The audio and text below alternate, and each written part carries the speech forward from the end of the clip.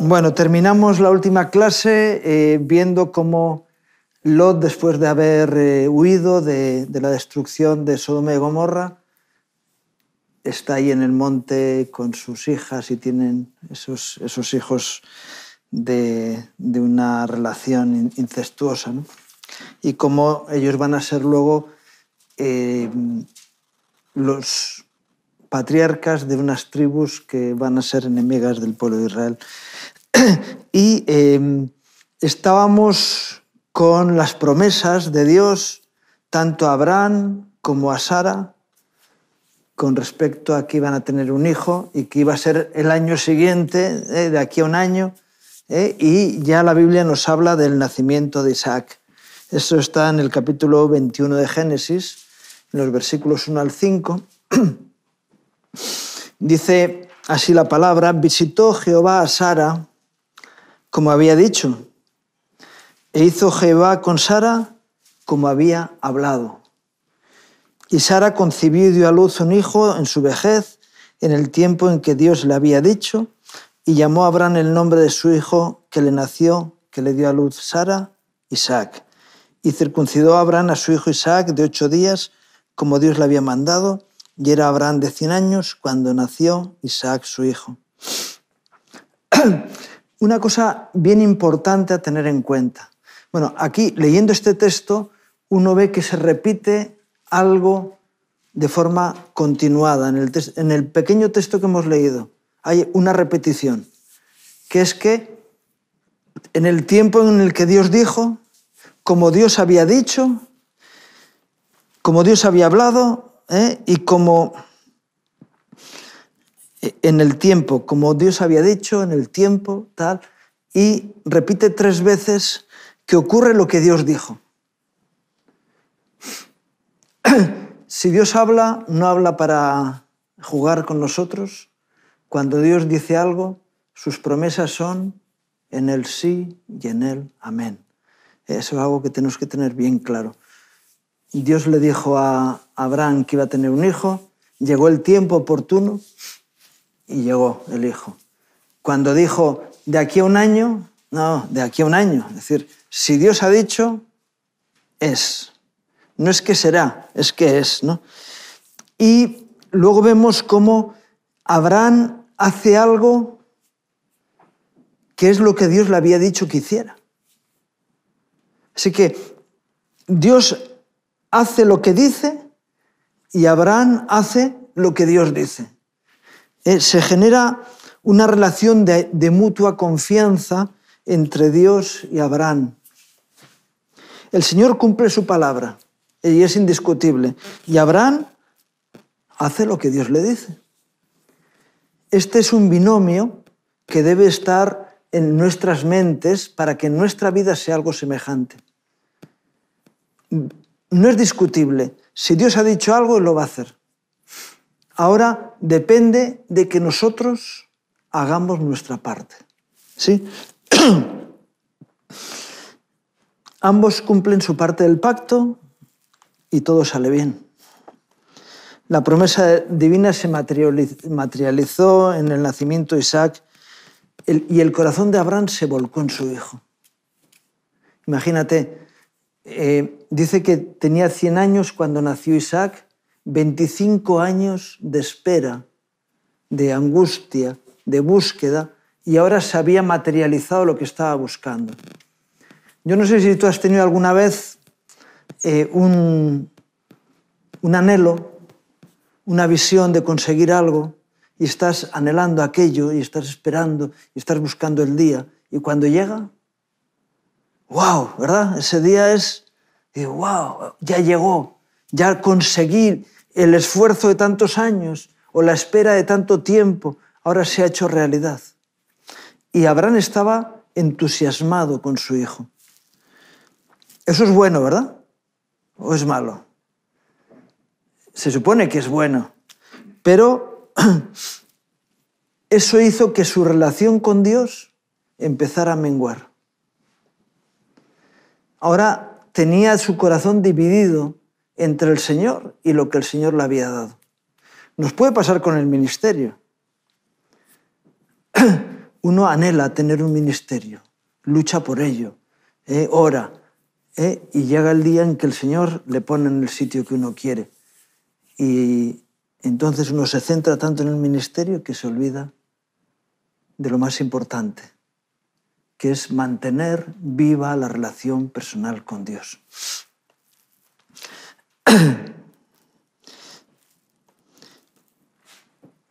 Muchas veces los dones y las bendiciones que Dios nos da nos hacen apartar nuestro corazón de Él. Claro, ahora tengo algo por lo que luchar. Y entonces cuando viene un conflicto, hay una división en el corazón. Hay un texto en la Biblia que dice que el hombre de doble ánimo, es decir, que tiene el corazón dividido, es inconstante en todos sus caminos.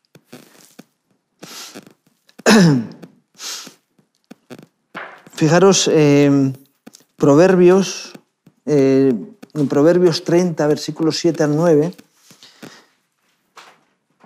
el salmista, el escritor de Proverbios, Salomón, dice: 2 cosas te he demandado. No me las niegues antes que muera. Vanidad y palabra mentirosa aparta de mí. No me des pobreza ni riquezas. Manténme del pan necesario, no sea que me sacie y te niegue y diga: ¿quién es Jehová? O que, siendo pobre, hurte y blasfeme el nombre de mi Dios. Y él decía: Señor, ni me des mucho ni me des poco. Dame lo suficiente para el mantenimiento de cada día. Y el Nuevo Testamento nos dice que teniendo sustento y abrigo, estemos contentos. Una vida con referencia en el Señor y con cuidado de las cosas que Dios nos da. Porque si nuestro corazón se centra en el don, más que en el dador, el Señor a veces nos tiene que quitar el don. Aunque la palabra dice que los dones son irrevocables, pero a veces no es que te los quite, es que te los pide. Dice: yo te di esto, pero te lo pido, porque tu corazón se está centrando en el trabajo que te he dado y no en mí.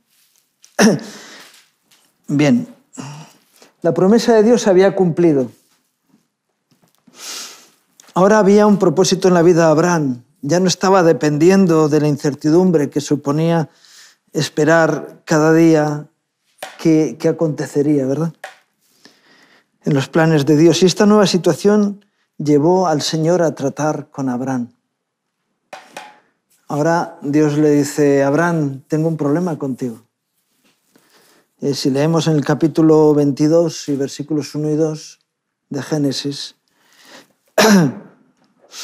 dice: aconteció después de estas cosas que probó Dios a Abraham y le dijo: Abraham, y él respondió: heme aquí.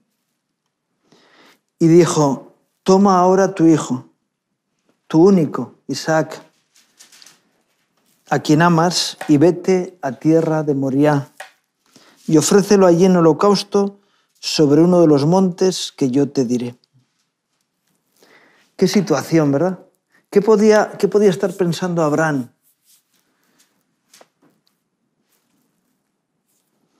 Pero Señor, ¿cómo puede ser? La promesa que me concediste, me pides que renuncie a ella. Señor, lo que tú me has dado, tengo que renunciar a lo que me has dado, no entiendo nada.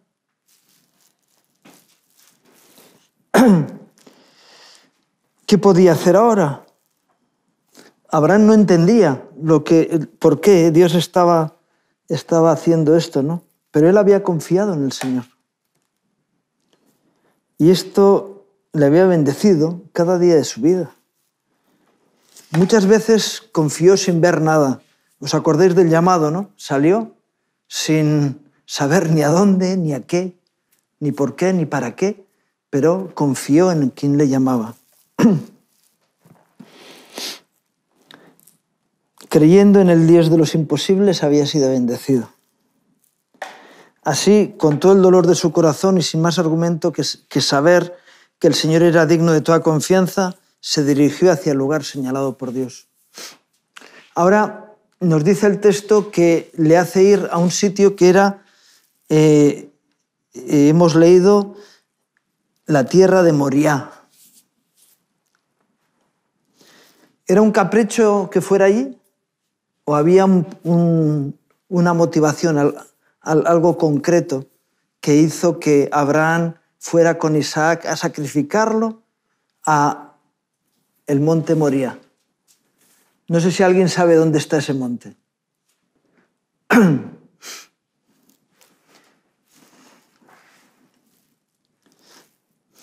Isaac es un precursor de la figura de Jesús.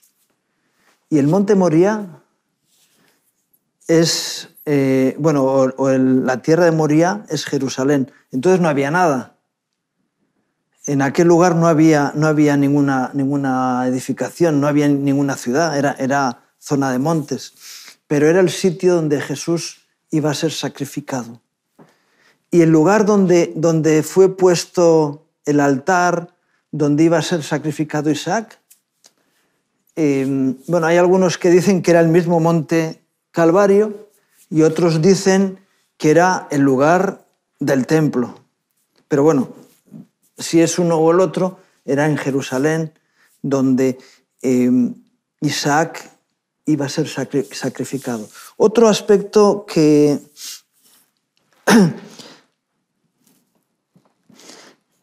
muestra también la imagen de Cristo en Isaac es que Isaac se ofrece voluntariamente. Bueno, lo vamos a ver, ¿no? Dice en el versículo 6 al 12, el capítulo 22 de Génesis, y tomó Abraham la leña del holocausto y la puso sobre Isaac, su hijo, y él tomó en su mano el fuego y el cuchillo, y fueron ambos juntos.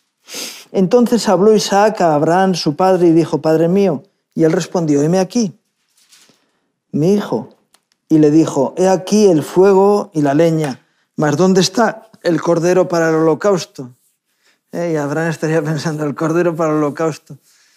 Jesús él mismo se proclamó como el cordero de Dios, ¿verdad? El cordero para el holocausto, bueno, ya te lo contaré un poquito más adelante, ¿no?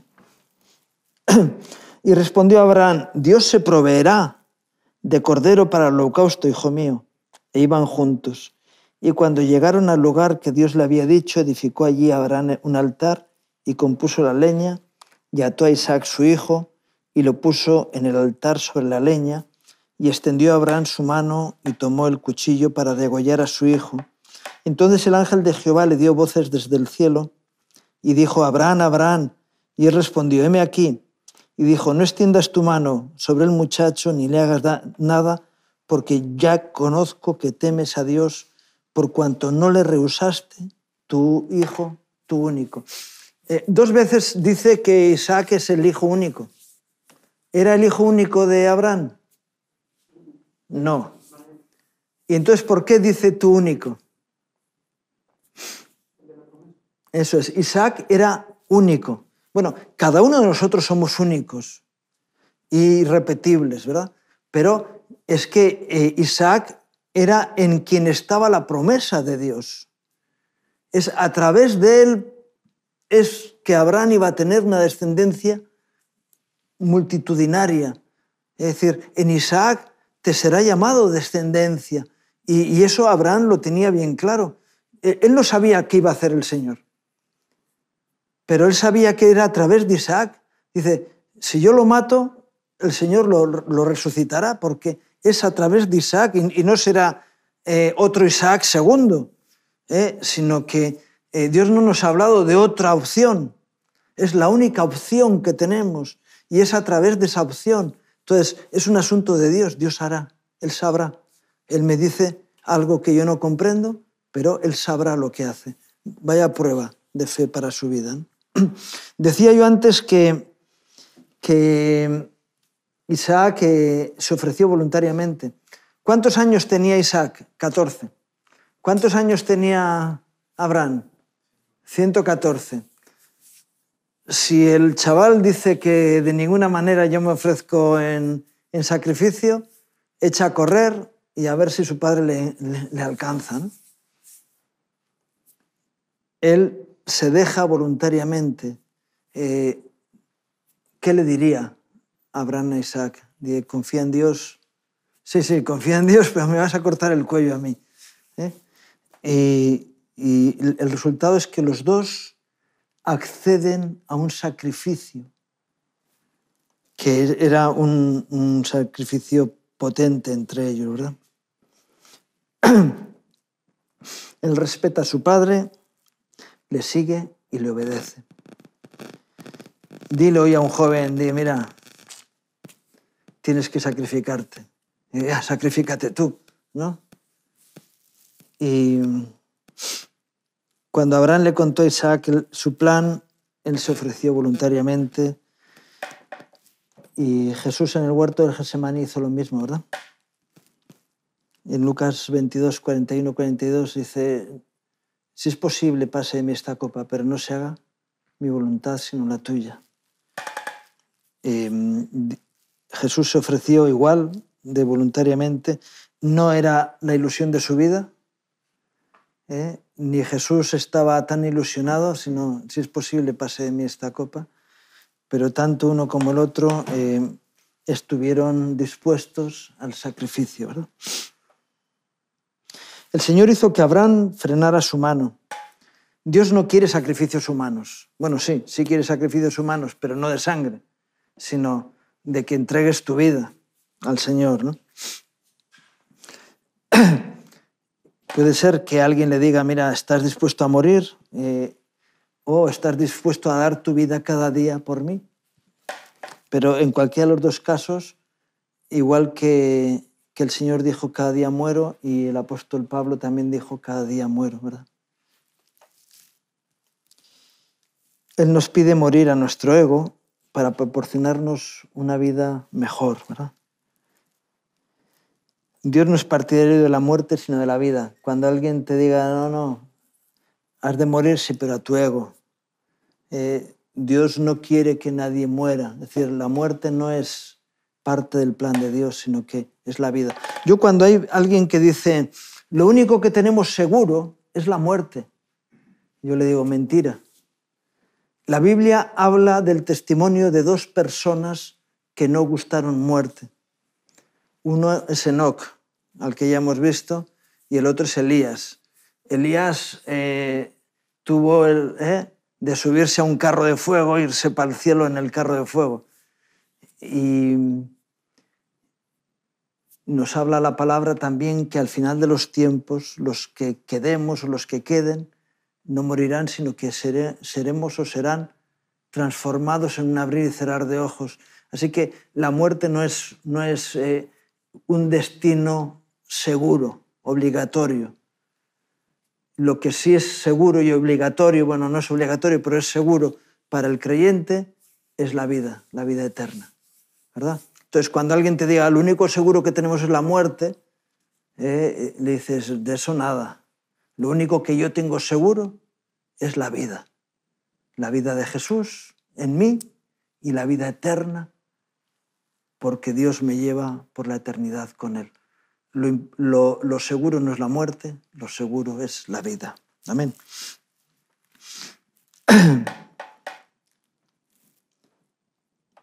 Bien. Ahora,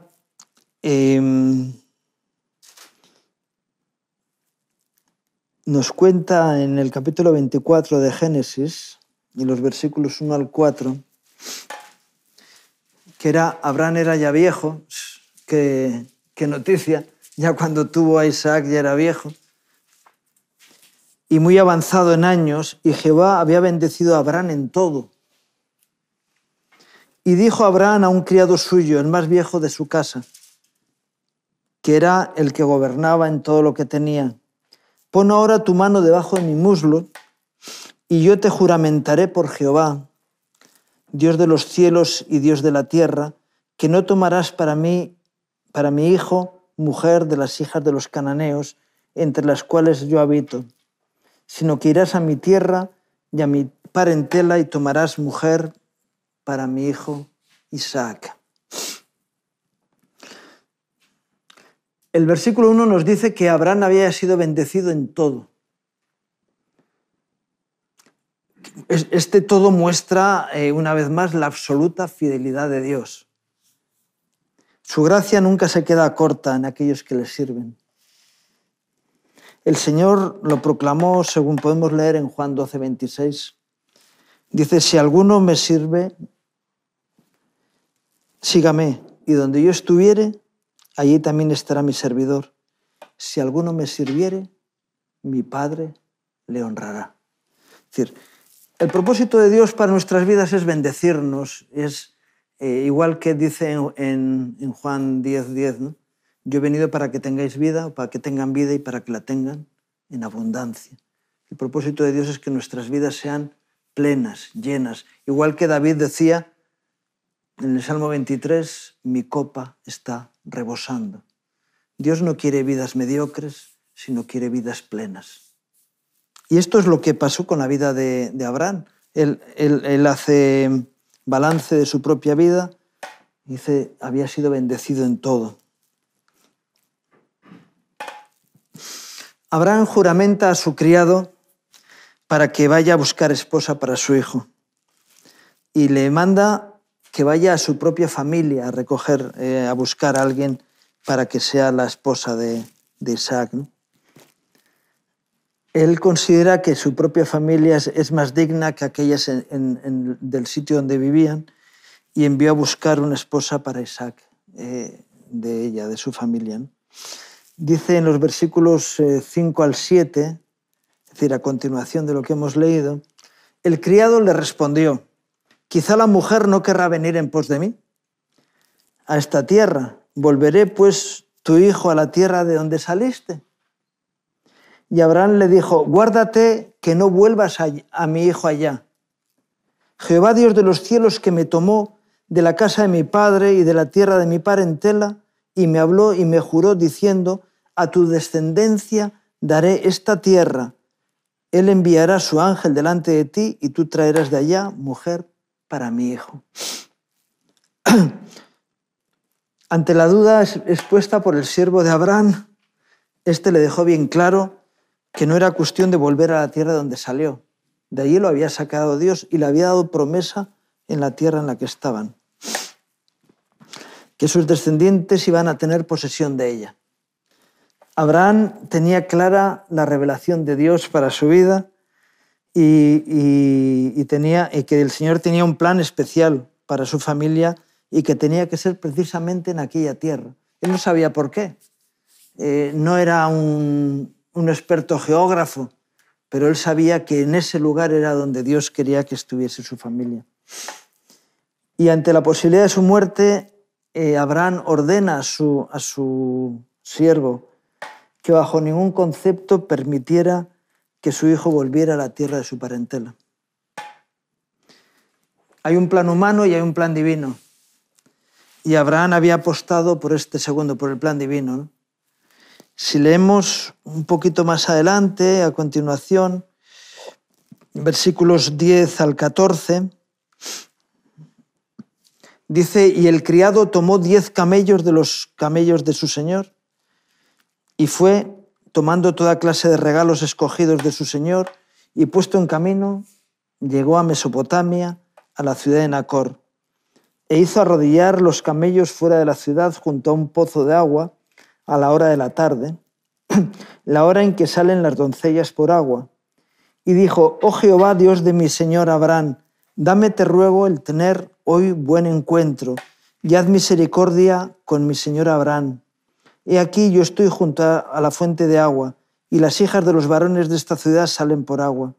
Sea pues que la doncella a quien yo dijere, baja tu cántaro, te ruego para que yo beba, y ella respondiere, bebe y también daré de beber a tus camellos, que sea esta la que tú has destinado para tu siervo Isaac.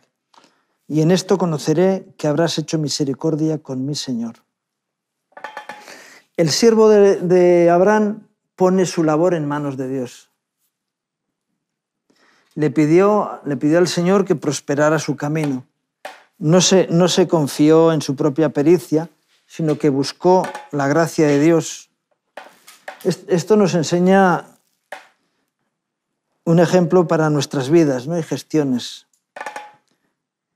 Poner las cosas en las manos de Dios para que Él sea el que nos ayude a poner en práctica las acciones necesarias para cumplir con nuestras misiones, ¿no?